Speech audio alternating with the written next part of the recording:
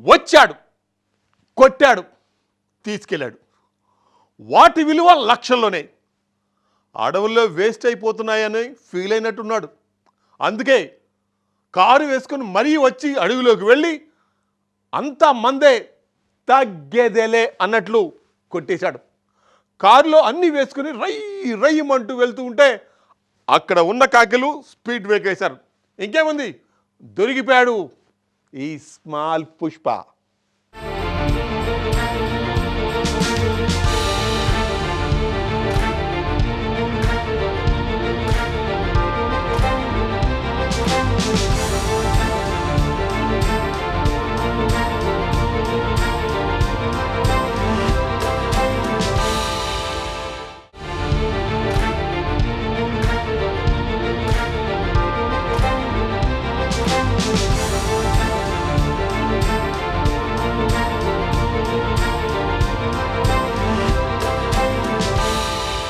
తిరుమలలో పుష్పరాజులు రెచ్చిపోయారు. శిలాతోరణం వద్ద ఓ కారులో ఎర్రచందనం దొంగలు తరలిస్తూ అటవీశాఖ అధికారులకు పట్టుబడ్డారు. అయితే కారులో వెళుతున్న దుండగులను అటవీశాఖ అధికారులు ఆపి తనిఖీలు చేపడుతుండగా హల్చల్ చేశారు. కానీ పోలీసులు వారిని పట్టుకుని బంధించారు.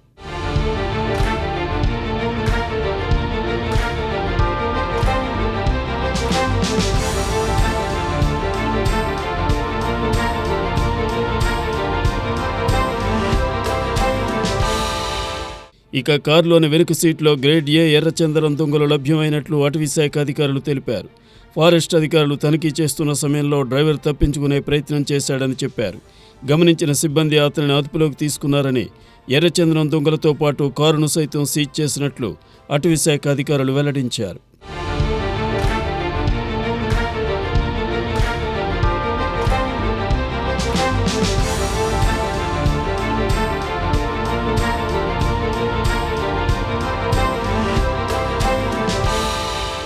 ఇదిలా ఉంటే ఇటీవలే ఎర్రచందనం స్మగ్లింగ్ చేస్తున్న పలువురిని ఏపీ పోలీసులు పట్టుకున్నారు.